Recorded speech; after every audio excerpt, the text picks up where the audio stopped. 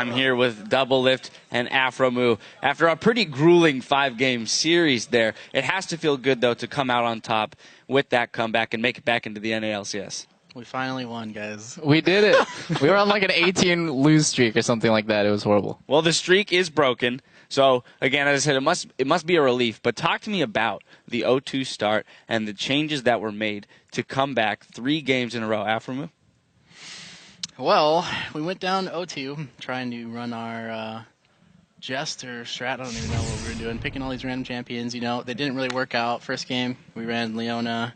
And second game, we run some Vayne, and it didn't really work out. You know, our champions didn't work out, even though we planned it. So we were just like, all right, let's pick the OP stuff that they play so that we take it away from them. And we just ran our Death Ball comp on Peter and just shielded him up, and he carried us. Yeah, I was going to say Double Lift. In the feature that we had on you, you were talking about how that was the play style that you always had and how at one point in time it was possible for one person to carry the team. And then today, Game 3, you come out and you do exactly that. So do you think it is still possible, if you do funnel things correctly, that one person can really carry the game?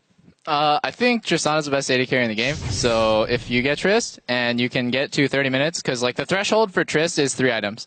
If you fight before 3 items, before you get your Bloodthirster, you can get poked down. You don't do as much damage, and you're just not strong.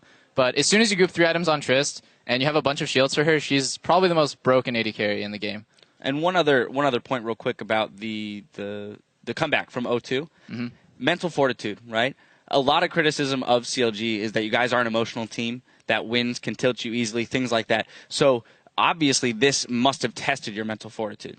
Yeah, like, well, most of us are pretty like battle hardened, I think. But it does kind of wear on you when you're losing and you think, wow, if they win one more, then blank happens. So last time it was like, oh, we don't make worlds, and this time it's like, oh, we get relegated or like out of LCS.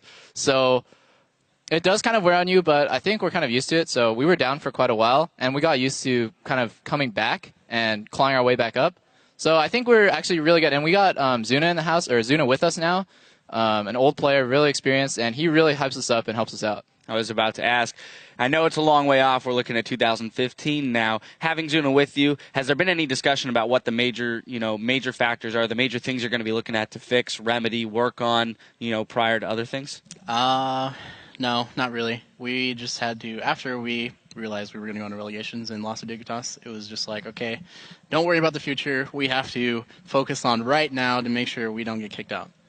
And then what about more immediately? Plans for vacation, you guys going anywhere to watch Worlds, things like that? Well, I'm going to be on the desk, so you guys will see a lot of me soon. All right, can't wait for that. I don't know about after, though. What's up? Me, I'm going on vacation, baby. Yeah? I'll miss you. We got to separate the two of you for at least a little bit. Now let's look at the rest of the promotion tournament. I just want to get your thoughts as people who know the NA scene well. Obviously, we've got EG versus Coast tomorrow, Complexity versus Teammate the following day. Thoughts on those matchups? Who are we going to see walk away with the wins? I think definitely Teammate has the upper hand. For EG versus Team Coast, we've scrimmed extensively with EG, and I think it's probably like an 80-20 matchup. Ours was supposedly supposed to be like a pretty slided matchup for us, but we made it look really close by playing horrible. But I have faith in EG. Those guys got a lot better. Like especially like towards the last weeks of the split, I think they were undefeated in Super Week, and they're just looking really good. So it's kind of a misrepresentation of them for them to be 7th place playing against Coast. But definitely Teammate is really cheesy and really crazy.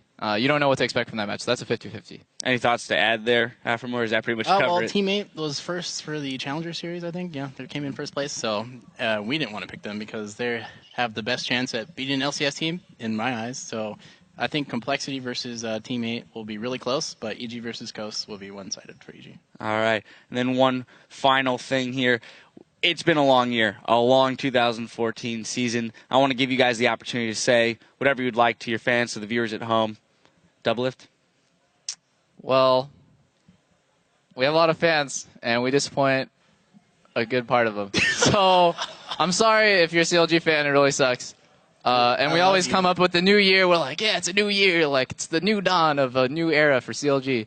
But maybe we can just put the work in this time and just be more transparent and just try to give back to our fans, because I know we have a lot of them, and we're slowly losing them because we're losing in LCS, and it really sucks. But I'll try super hard next year for you guys. I love you guys. I'm gonna stream. There it is. Nice on vacation.